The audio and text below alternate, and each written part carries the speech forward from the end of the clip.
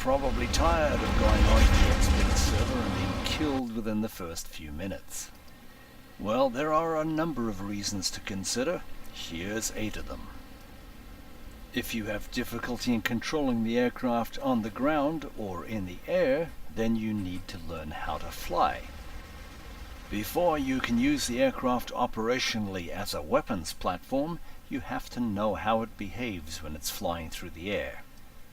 If this is a problem for you, there are many excellent community guides and tutorials to help. Here are some of mine. And even real-world student pilots can benefit from this information.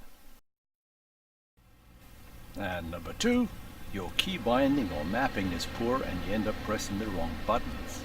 It's the little things, such as raising the gear when you meant to lock your tail wheel.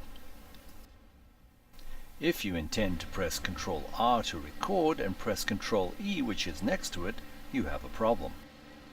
So set up your controls so that they're logical and intuitive and you can't make mistakes. And number 3 is your ability to read a map and navigate at the same time that you're flying, perhaps at low level and in winter conditions. It takes a good deal of skill to be able to fly at low level, and if you're doing 7 kilometers a minute across the ground, it's a good idea to know how to read a map. So you can do both things at the same time. But like with everything else, you have to start with the basics, moving on to more complex things as your skills improve. And number 4, you're acting alone. It may be called a multiplayer server, but if you're playing by yourself, you're signing your own death warrant. Essentially, you have no one to watch your back. Even on the normal servers, you can be easily overwhelmed and outgunned and end up with having a very bad day. Fly with a partner, fly with a team, but don't fly alone. And this brings us to number 5. You get greedy. Here I already have 1 kill. And what I should do now is fly directly home to my base and land, where I will be credited with 2.5 times the points. If I get shot down now, I only get half the points, and if I die, I get nothing. And what that really means in the big picture is that the team gets nothing as well. So score some points, go home and credit them, take off and come back and do it again. Because now I am at low energy at low level. Which immediately brings us to number 6, where you fail to see the enemy first. And this one is a biggie, because you have to know where to look, how to look, and what to look for. Which is not easy and takes a lot of practice, so your best bet is to fly with a team. The more pairs of eyes you have, the more the chances of finding the enemy before they find you.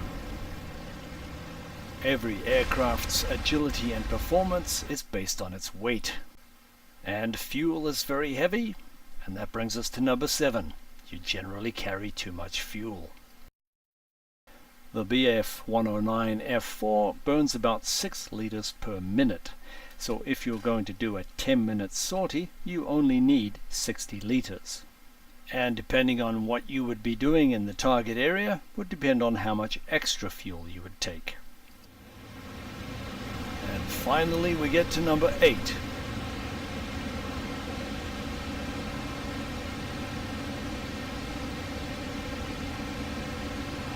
You are flying beyond your skill level. Multiplayer servers will have people of all levels of experience, from people who've just got the game and want to get into it, to other people who may have 1,000 hours actually playing and flying these aircraft. It's a lot more fun if you're able to play within your own skill level. Against senior players, you literally do not stand a chance if you're a novice. And in terms of teamwork, your lack of experience can actually bring the team down. So get proficient and gradually make your way up. But how do you know when you're ready to move up to the next level? I would suggest that if you survive more than 50% of your missions, that's time to move up. So how much time do you need to invest to get good at this?